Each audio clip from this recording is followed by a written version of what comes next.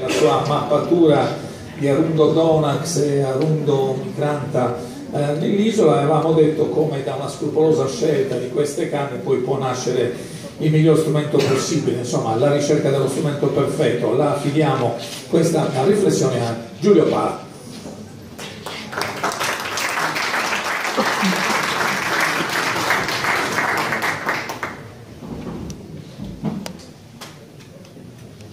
Grazie, un saluto a tutti, sono contento di vedere così tante persone oggi. Allora, l'argomento che mi è stato proposto e che mi sta molto a cuore, come alla maggior parte cioè a tutti i costruttori e sicuramente a tutti i suonatori anche, appunto tratta della costruzione, che è un argomento difficilmente se ne può parlare in 10 minuti, quindi ti chiederemo una sorta di sintesi. No, intendo dire che comunque non posso parlare in dettaglio ai miei colleghi costruttori di quello che sanno già, che conoscono già, quindi lo stesso vale per i suonatori, però naturalmente ci sono molte persone che non sanno niente o quasi niente di Launeddos e di costruzione di Launeddos, quindi farò una piccola sintesi e poi metterò a fuoco delle problematiche che ci sono nell'ambito della costruzione e alcune mie proposte che potrebbero insomma, essere prese in considerazione. Allora, naturalmente dopo la relazione di Francesco, la bella relazione che ha fatto, devo riparlare di canne perché la materia prima è la cosa più importante. La costruzione inizia proprio dalla ricerca delle canne, quindi sarò molto breve in questo. Naturalmente, come molti di noi sanno, il taglio si effettua nei mesi invernali per motivi appunto di riposo vegetativo, quindi nei primi mesi dell'anno. Si cerca di individuare le canne, naturalmente sia canna maschio che canna femmina, senza calibri, cioè senza misure in mano come si fa certe volte per altri tipi di canne per ance, ma soltanto con una misura che ognuno di noi ha in testa, dettata dall'esperienza.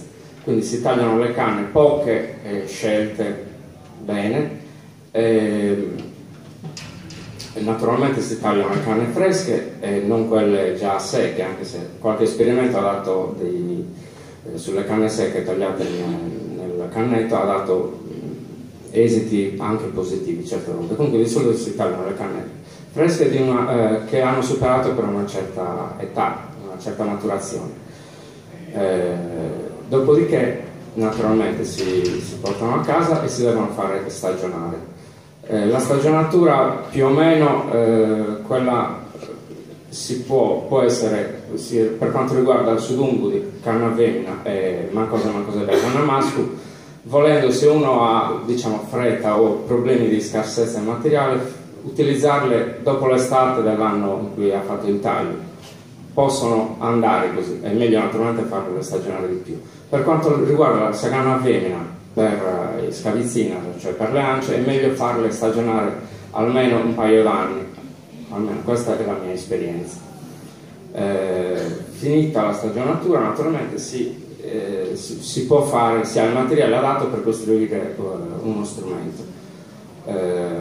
Come si fa? Come si costruisce uno strumento? Diciamo che i nostri predecessori, suonatori, costruttori, ci hanno lasciato una miriade di misure che ci permettono di orientarci per riuscire a costruire degli strumenti di concerto su certe tipologie di Launeddas in certe tonalità, spunti. E quindi ne abbiamo abbastanza, e parlo di distanza tra i fori, delle distanze tra i fori. Quindi si sceglie uno strumento da eseguire, quindi posso fare un esempio, un punte organo e magari nella tonalità e su punto La ammettiamo. Quindi noi possiamo fare due cose: ricopiamo un modello, cioè un punte organo in questo caso in La che abbiamo già, cercando di fare tumbo una cosa e una cosetta con le stesse misure, quindi proprio ricopiandole, cercando di scegliere le canne adatte, quindi con gli spessori, e questo si fa a doppio naturalmente. Qualche volta si può utilizzare un calibro, ma il problema, diciamo così, è la parte interna che è difficilmente misurabile. Oppure si utilizzano i stick-base, che sono delle stecche di canna dove sono incise le distanze, le misure dei fori, dei scribes.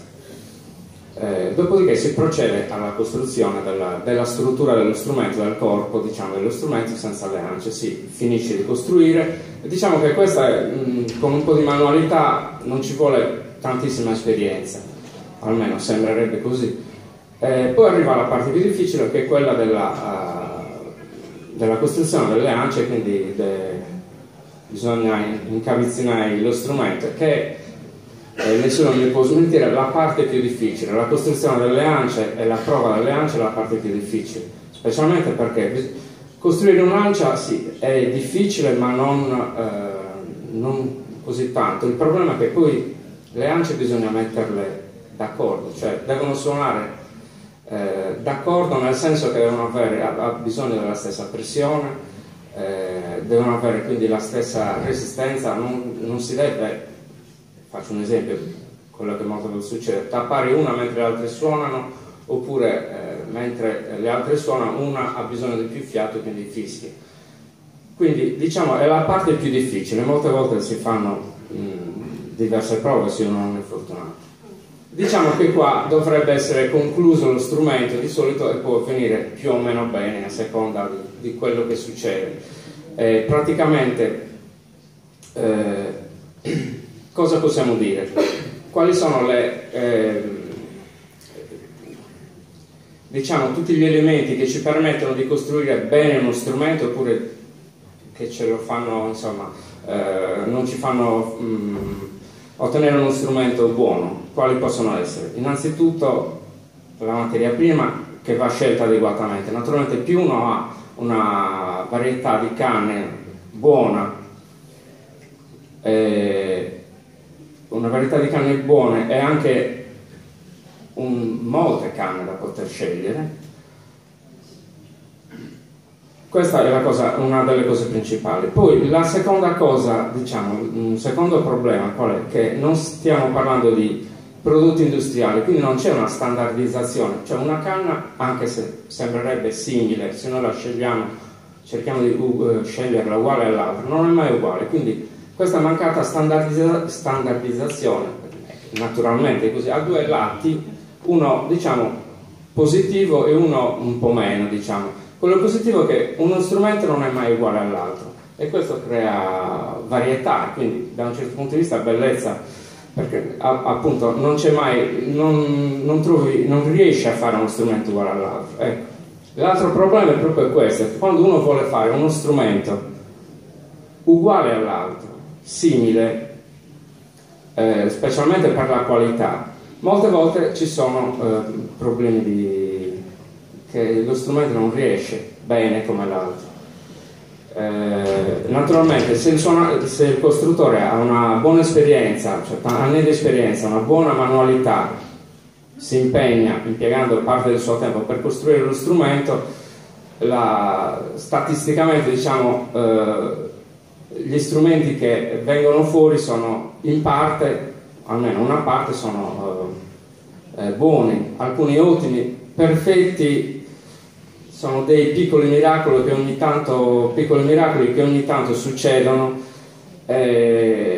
Appunto il problema è che questa varietà quasi inafferrabile della canna nella sua qualità, specialmente quando si fanno le ance, cioè non bisogna mettere in conto soltanto le dimensioni, lì entra in gioco anche l'elasticità dell'ancia e varia tantissimo da una all'altra, la risposta all'umidità, eccetera eccetera. Non voglio entrare nei particolari. Allora, quindi poi un altro fattore è quello dei suonatori, che naturalmente uno strumento può essere molto buono o perfetto per un suonatore che ha un certo tipo di fiato, una certa esigenza, e insuonabile per un altro, quindi c'è anche questo fattore. Comunque, concludendo, diciamo che quindi il problema è che un costruttore, se vuole, riesce a fare lo strumento che vuole fare, però certe volte, se non è fortunato, ci impiega molto tempo. Probabilmente dovrà cambiare molte ance, oppure addirittura cambiare una mancosa o una mancosella che non si armonizza bene con le altre. Alla fine ce la fa, però potete capire che non è economicamente, almeno come tempo, praticabile. Altre volte invece succede che un costruttore fa uno strumento così, senza pensarci tanto, perché magari lo sta costruendo per un collezionista o un turista, che capita anche quello, e gli viene fuori uno strumento che non si aspettava. Diciamo c'è un po' l'imbarazzo, dare uno strumento del genere a qualcuno che magari non lo suonerà mai è sprecato. Però voglio dire, c'è purtroppo, da un certo punto di vista, cosa che si può migliorare nelle Launegas? Continuando a costruire nel modo tradizionale, utilizzando il materiale tradizionale. Secondo me si può fare molto da questo punto di vista, non come qualità degli strumenti migliori che riescono, forse quelli sono insuperabili, ma almeno riuscire a aumentare il numero di strumenti che hanno buon esito. Quindi se io su 100 strumenti riesco a costruire uno strumento perfetto, diciamo così, 10 strumenti buoni, 50 accettabili, diciamo, se io riuscissi a trovare un modo per riuscire almeno a raddoppiare, ad aumentare, adesso sto un po' sparando a caso le cifre, però la cosa che si può fare secondo me è quella di tenere d'occhio, in questo senso, gli strumenti che per caso o per ferrea volontà del costruttore sono riusciti molto bene, che però molto spesso il costruttore non ha più con sé, perché naturalmente li vende, li regala, li dà a qualcun altro. Cioè il costruttore, per poter sperimentare in questo senso, dovrebbe costruire per sé per un paio d'anni e tenere d'occhio, misurare bene gli strumenti che hanno un particolare suono, una particolare armonia, e cercare di capire, cercando di misurarli bene questa volta, vedere se ci sono delle proporzioni particolari, delle misure particolari che vanno bene, e quindi una certa regolarità anche in questo tipo di strumenti così ben riusciti, e cercare in un secondo momento, non dico di stabilire una regola, però cercare in un secondo momento di poterli riprodurre esattamente, con molta attenzione. Questo naturalmente non è un approccio che può avere un suonatore o un costruttore tradizionale. Questa è la cosa nuova, perché un costruttore tradizionale, o anche noi, insomma, fino ad ora, se non sporadicamente, non abbiamo avuto la possibilità di fare questo. Però probabilmente tutti assieme, quindi chiedo, cioè questo diciamo è una richiesta di poter lavorare assieme con molti dei suonatori e dei costruttori, di riuscire a individuare alcune particolari misure anche negli spessori delle canne, di strumenti particolarmente riusciti, e vedere se si riesce, diciamo, a domare in qualche modo la natura, cioè cercare di riuscire a tirar fuori qualcosa. Potrebbe essere un piccolo passo in più.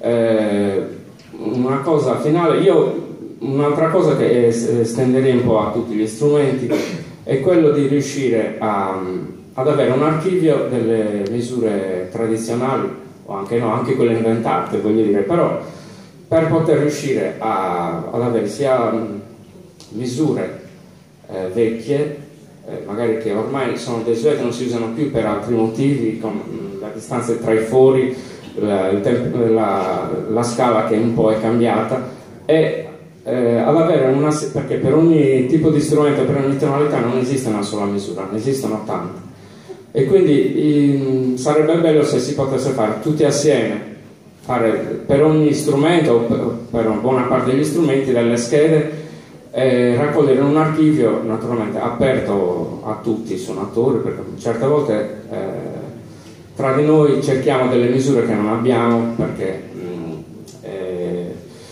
non ci è mai capitato di costruire uno strumento simile, e quindi in questo caso invece potrebbe essere una cosa aperta a tutti, e oltre al fatto della costruzione potrebbe essere questa serie di dati, potrebbe essere utile per cioè questi dati possono essere analizzati per fare studi di altro tipo, non concernenti proprio la costruzione vera e propria. Quindi non so, è un invito a tutti i suonatori facenti parte di Sassuzi, anche non, di provare a collaborare assieme, magari per riuscire a trovare una chiave per avere in mano almeno qualche arma in più, non dico contro le canne, cioè in favore della costruzione di launedder sempre migliori o sempre più numerose da questo punto di vista.